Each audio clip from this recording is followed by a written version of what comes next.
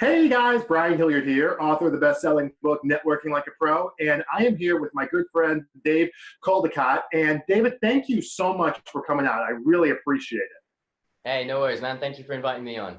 Awesome, awesome, awesome. Well, as people know, if they haven't met you before, we met on LinkedIn. You are a consciousness coach and leader of the spiritual capitalist community.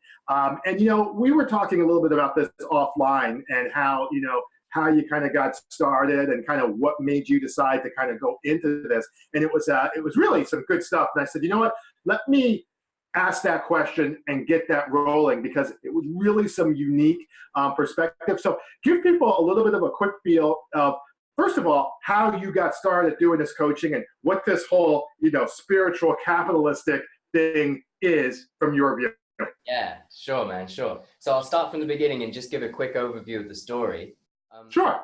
Went to university in Leeds in England and studied physics, which is a very materialistic field. In the academic space, if you mention anything to do with spirituality, you get laughed out of the room. Right. That got drilled into me in my early 20s. And so that was my sort of origin point. I started my own business, it was a restaurant training consultancy business, and got passionate and got interested in entrepreneurship. And the weird thing was that even though I was having some success in it, I got an investment, I started getting customers, it was going all right, but I was just miserable inside. I was miserable, I was depressed, I was anxious, I was socially awkward, and I just had all of this clutter going on in my head. Right. That sabotaged the business, that isolated me from friends and family. And I reached a kind of rock bottom point. Now, it all changed when I took a ceremony with a plant medicine called Iboga. And if you're familiar with ayahuasca, Iboga is like the African brother to ayahuasca. It's a very grounding experience. But essentially what happened was 28 years worth of emotional baggage just got flushed out. Right. And I came back from that experience tasting the presence of pure consciousness, pure present here and now consciousness for the first time in my life. And that was transformative. That I was like, what? There's this state of consciousness that's been so close to me all of my life, and I've just been ignoring it because I'm too busy thinking in my head. Right. So that was a beautiful transformation. The problem is, after about 3 months, that starts wearing off. The effects of regular life kind of start coming back, and you start getting the thoughts, start getting the fears. So I went back and I did Iboga again, but it's a 24-hour experience. There's a lot of vomit involved. It's really, really tough. So I wanted to figure out a way to get access to the here and now in the same sort of powerful way that Iboga gives you, but without having to go through that experience every 3 months, right? Right. So what I figured out was that the body stores a lot of the emotional tension, not just the brain. So a lot of those fears and limiting beliefs, the ego mind thinks that it's the one that's responsible for them, and then we try and think our way out of them. But 9 out of 10, it's probably coming from a muscle tension in the toe, and then the brain registers that there's a tension and tries to explain it. So what I did was I stopped trying to focus on the thoughts of it and focused on the body. And through that, I developed a unique form of yoga that I call Gorilla Zen Yoga. And it gave me the ability to just quickly stretch, massage, and beat my chest, do that in response to fear and limiting beliefs rather than engage with the thoughts. And that unlocked a totally new level for me where I was working 18-hour work days and enjoying every minute. I fast quite regularly, so there's a lot of stuff to my process. Right. Jim started saying, oh, look, what are you doing? Is that yoga? That's upside down monkey dog or whatever the name of. Right. And I'm like, I don't know the name of the position. It doesn't really matter to me. What matters is powerful and healing. Right. After enough people were asking me about it, I decided to start teaching it. During that time, me and my fiance started a little homemade hummus business at the local market. And it occurred to me that there's this disconnect between the world of the spiritual and the world of business. Right. Nirvana, my fiance, who, by the way, what a great name for the fiance of a consciousness coach, Nirvana. Right. Think of her and she reminds me of the state of mind I'm supposed to be working towards, right? That's funny. Yeah. So she said, how about the term spiritual capitalist? because she knew that I loved yin and yang. I love the idea that male and female is the ultimate.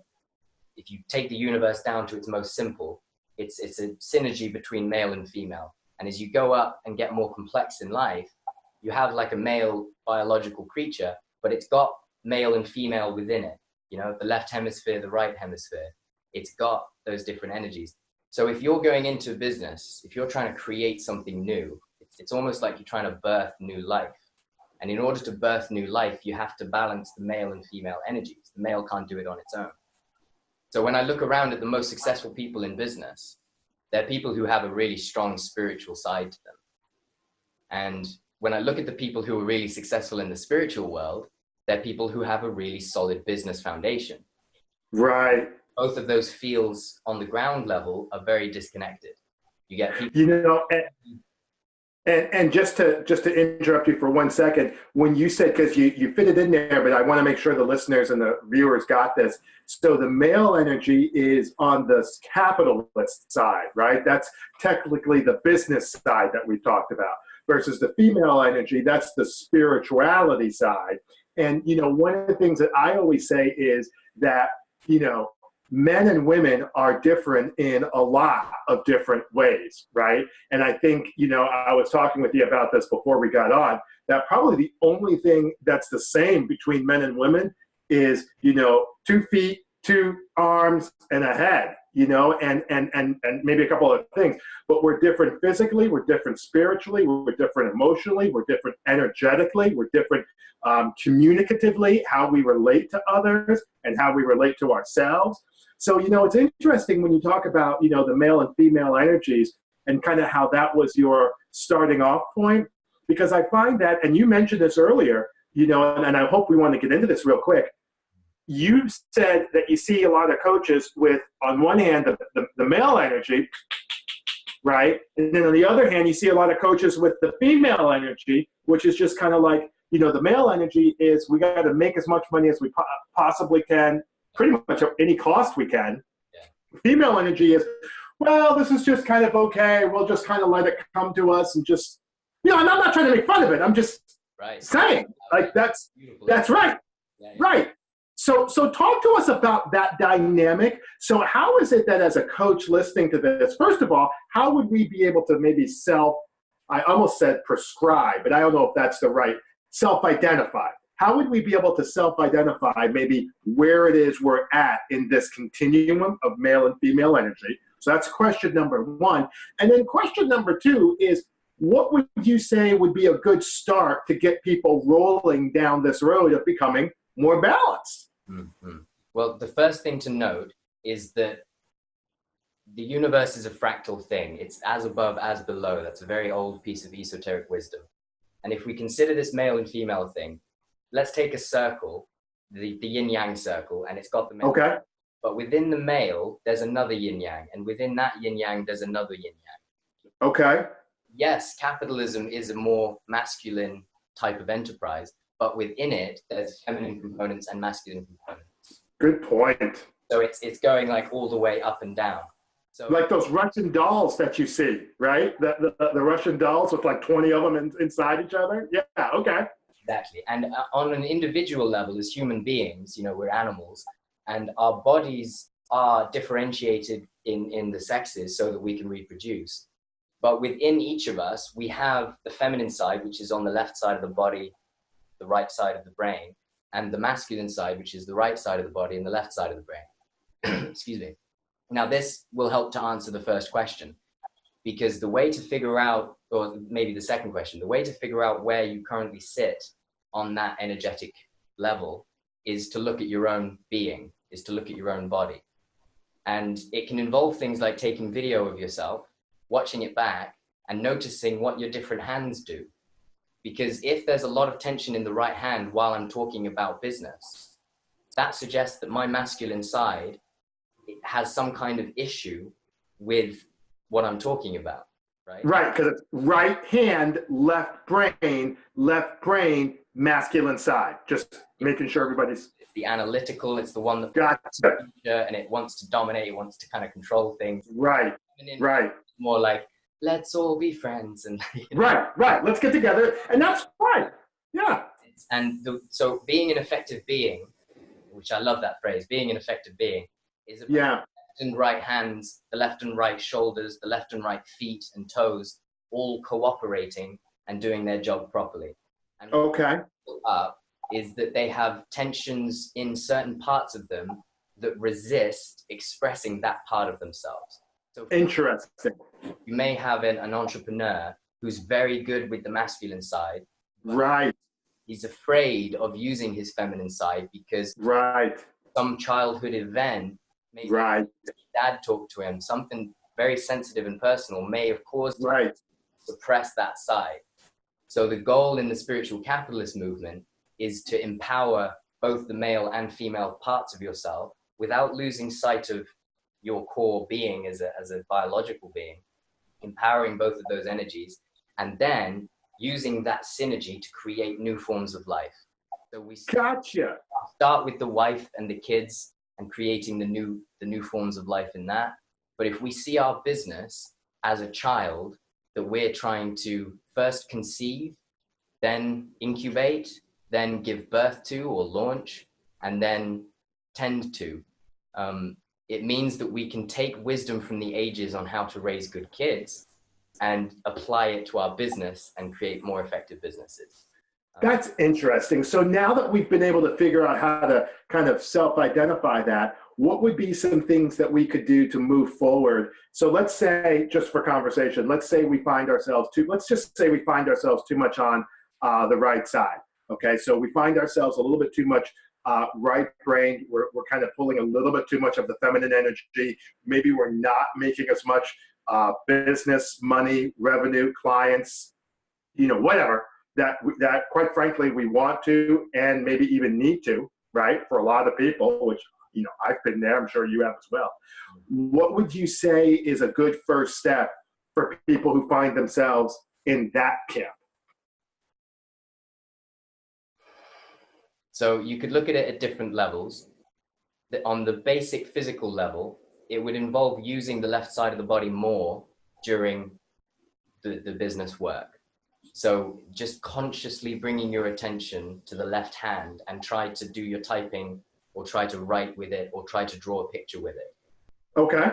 Be a basic level to focus on the body. You could also do massage. You could also investigate where the different tensions are. Okay. What happens when you start doing that on the body is that triggers the external world effects of that tension or that resistance. So if you want to bring up that feminine spiritual side, you do the body first, that triggers you, and then you get some kind of urge to be creative in some way. And the healing comes in the creation, always, whether it's the right side or the left side. Okay. Some kind of self-work, you look at that issue, you get deep into how you feel about that part of yourself and it being suppressed, and then you create something artistic as a way of telling that part of you, look, it's safe to be like that, right? So whatever your go-to form of art is, whether it's drawing, whether it's making vlogs, in my case, that's a really powerful way for me. As I'm editing the vlogs, I can see the different within, and I can see how they battle and then edit out the parts where they're not in synergy. And then what is a more balanced video at the end. And in the process of editing the art, you're also editing your own being and for those bits to rise up and get more empowered.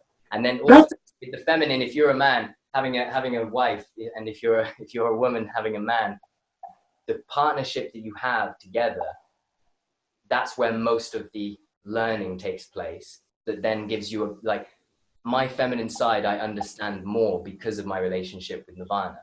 Right. Helps me see, that's what the feminine energy is really about, not what I'm... Right. That's interesting because you talk about it from a coaching perspective, and a lot of times these guys, people are, on that feminine energy side based on that, obviously that was the premise of the question. They're doing all of these things that are kind of like community oriented. And I would also think that, you said that creativity was the key. So I'm just talking, but if you're on that, if you find that maybe that's your feminine side and your feminine energy is coming through more so than you need to, maybe sometimes it's doing some things nuts and bolts oriented. You know what I mean? Like, I'll tell you something that really helped me. I'm just talking and maybe whatever.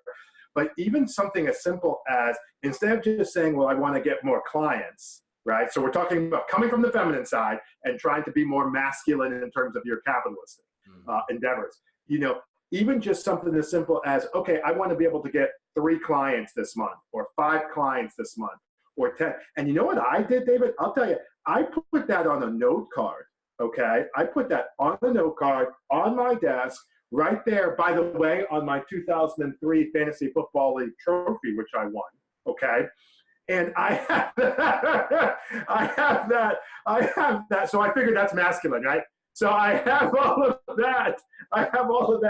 You know, right over there. You know what I mean? And I think I think a lot of times, and you correct me if I'm wrong, I think a lot of times what prevents people from going from the female energy to the male energy in their coaching practice is actually a fear-based barrier of not wanting to look like, or even to be like, this over-the-top person. Yes. Would you agree with that statement? And if not, that's fine. I mean, what do you think about that? I think 100% yes, and it's an issue that is pervasive in our culture that goes beyond just the coaching world.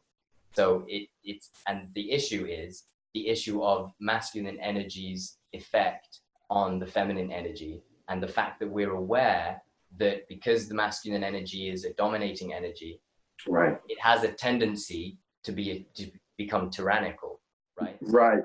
Right. But it's almost, just to interject for 1 second, I'm sorry, it can be dominating. I think our society views it as it is always dominating, if you don't mind me saying. So then if they see that masculine, and it's not so much dominating, it's just being like confidently assertive that this is my territory. Right. You're in my territory, you've got to follow my rules. You know what I mean? Right. I'm not right. going to dominate your territory unless you go to war with me. Right. You're in my territory, you've got to follow my rules. And a lot of men and women are afraid of that, and then they put up no boundaries, and then they get walked on, right? That's interesting. Yeah. That's interesting. I think that in a coaching capacity, the place where it gets really powerful is if you can tune in to that energy and give that to your clients, then you become more unique, you become more useful to them. And to just scroll back in history, in ancient tribes, you have rite of passage ceremonies, right? And women usually don't have as many of them as men. The young girls, they don't have like a moment, a big ceremony where everyone puts them through a really difficult experience. And why? Right. They have a biological rite of passage. When their time of month kicks in, that Right. through the rite of passage that empowers that feminine energy more powerfully. Men don't have a biological one. So Right. to go from boy to man, traditionally, there's always been a ceremony where the kid has to face his fears, where he has to do difficult stuff, and lost that in the modern age. Good point. If you can tune into the result of rite of passage, then what it means is that for the male energy, the only source of male energy getting empowered is another male that is teaching you.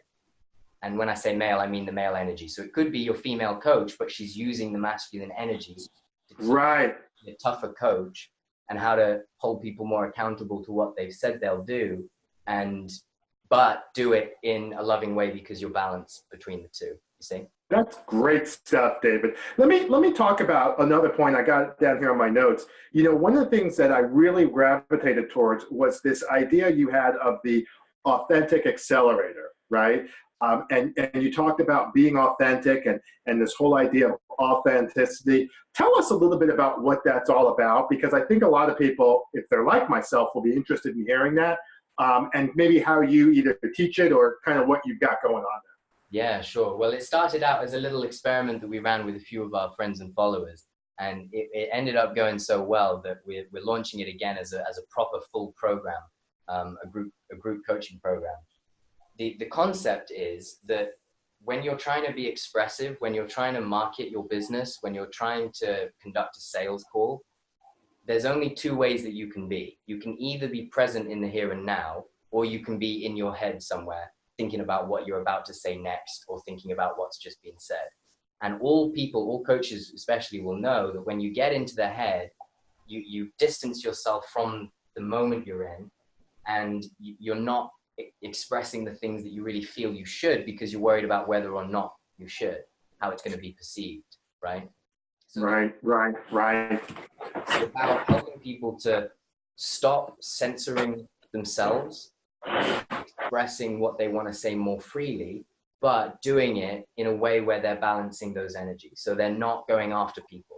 They're not spreading negativity. They're not spreading hate, because they're doing all of their self-work in private at home and through their art.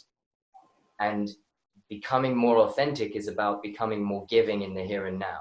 So that whoever you're talking to, you can, like, for instance, let's say that you're someone that really disagrees with Donald Trump on politics. Right.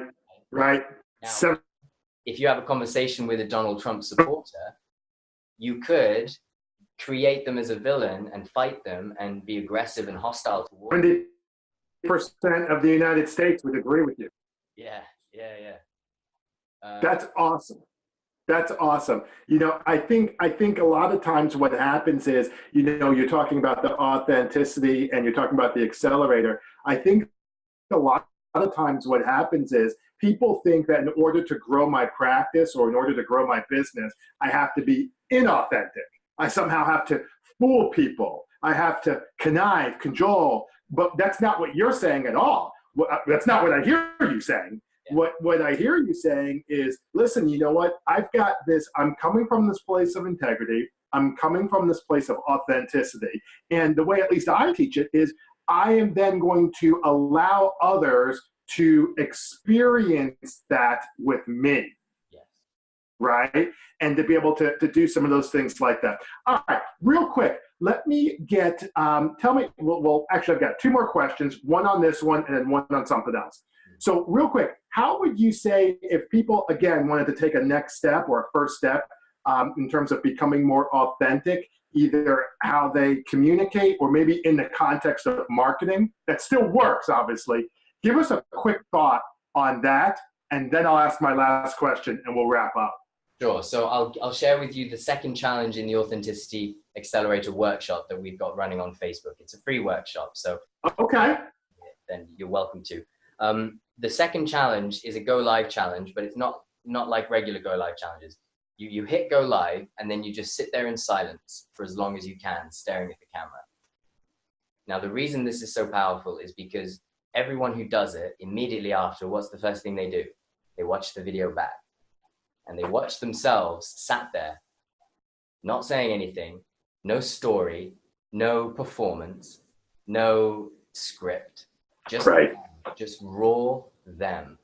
And then they can see when the muscles twitch, they can see when they get distracted and their eyes go around, and they can feel, okay, so this is me. This is the me. And so that, for me, is the number one most powerful thing that you can do today. Is in a community, or just take the video if you're not comfortable with going live and doing it, but just sit and stare and just that's good.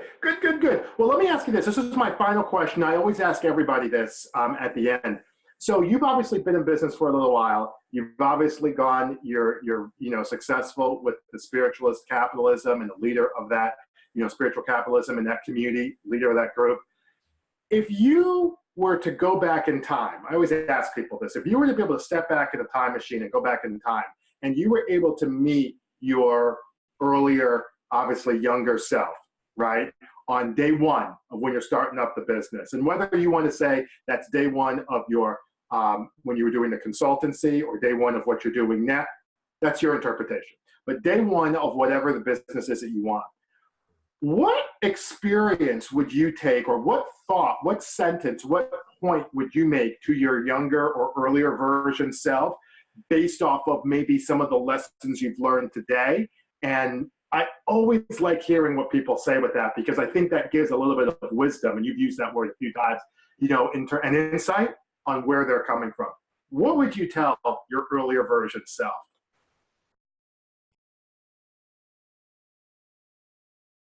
See, the answer to this question depends on what energy I'm in and where, because I've been asked this question before and it's different this time. Okay. First time was more of a spiritual bent. It was more like just chill out, just chill out and enjoy yourself more. But the one I want to share with you and your audience is knock on more doors. Yeah. I wasn't knocking enough doors back then. Yeah. Since then, I've worked a door-to-door sales job, and that was a really powerful experience for me because I realized how easy it was to do and how I was so afraid of it. And there was nothing to be afraid of. So scroll back, that young David, that young man, his main problem was that he was terrified of talking to new people about the things that mattered to him. So I'd say knock on more doors, because what I learned in the door-to-door space is if you're knocking 100 doors, 100 people's homes, most of them are out there in the garden having a barbecue, right? But out of that 100, there's 5 people who are potentially interested in what you've got to sell. Your job is not to sell to the other 95. It's to find these 5, right? And back then, I thought I was like tentatively putting my toe in and saying, I'm going to speak to a couple more people. And if it didn't go well, I'd give up and go, My advice to my younger self, just keep the doors until you find those 5. David, that is awesome. And I swear on a stack of Bibles, we did not coordinate this because, one of the things that I actually just had a breakthrough myself relatively recently, like within the last year or so, was that same concept, which was, I think for my personal self, that I had a tendency of putting on the brakes to my success, right? So I would, we're not earning $1 million. And I've never said or in any way implied that I am. I'm not. I feel like we're earning a good living, but I'm not, the $6 million man or anything like that. But, one of the things that I found that I became attuned to, and it's very similar to the point you're making, is I almost felt like I would have a level of success and then I would pare back. Or I'll tell you what I used to do. I would find something that was successful. Let's just say LinkedIn, because that's a really clear-cut example. So I would, invite 50 people to connect with me. I'm just making up numbers. You know what I mean? 20 people, 50 people, whatever the case is, just, a half hour. And it was interesting because in the past, I would get some success and I'd be like, ooh, let's hold back a little bit. Let's not be too, now I didn't think this, but that's how I acted. Let's not be too successful. Let's not be too much. Let's not knock on 100 doors. Okay, if we can get 38 and maybe get a couple things to go our way, it was almost like gambling in Vegas. Let's take our chips off the table, right? And let's take that, I don't know, $1,000 win. I'm making up numbers. And let's not lose it all, going back to my Vegas analogy. And it was interesting. I had that breakthrough, like I said, within the last couple of years. I don't remember exactly when, but within the last couple of years. And oh my gosh, I'll speak for myself, but you tell me if you found this. I felt like I was freer, I was more relaxed, not less, and I was more successful. It's magic. It's magic. It's such a simple shift when you think about it, but it's not a shift in thinking, it's a shift in feeling. Because good point. How do you knock? You have to use your hand to knock. So whichever part of the body is involved in the action of picking up the phone and dialing it, or whatever your version of knocking on more doors is, if the part of the body that you need to do that has resistance to it, then it's going to hold back and it's going to say, no, don't knock. It's scary, Beat it. Just do some stretch, do some handstands. Anyway. but don't slam your hand in a car door for obvious reasons. But anything short of that, definitely. Well, David, it has been a pleasure talking with you. I really love what it is that you got. How can some of our folks kind of connect with you? Maybe a website, blog. You talked about your challenge. I'd love to. Where can they find some of this stuff out? Yeah, cool. So to contact me, the best way is send a message to my Facebook page at David Caldicott Media. If you want to be involved in the Authenticity Accelerator, as I say, there's a 7-day workshop that we've got running for free at the moment. You can access that by going to the Authenticity Accelerator Facebook page and then hit send message. That will activate a chat bot, and then that will get you signed up and enrolled for the whole challenge. You can join the community, start sharing your challenges and that kind of thing. Yeah, and then I'm on Instagram at David Caldicott, and I also run at Gorilla Zen Yoga, where I promote the yoga work that I do too. Well, that is awesome. Well, David, I'm so glad we got a chance to connect. I'm glad we got a chance to talk. It's been a pleasure. And I can honestly say that it's something, you're talking about the energies and things like that. And I talk with a lot of people. I'm sure you do too, but I talk with a lot of people. And that, as it's related to the coaching profession, it's not the marketing in the coaching profession specifically is, for me, a unique approach. And hopefully some of the listeners and some of the folks on here got that same good stuff. So I appreciate that. Thanks so much. We really appreciate it. Awesome, man. I appreciate you inviting me on and giving me the chance to share my message with the audience. It's lovely to connect with you all, and I'd love to hear from you. Yeah.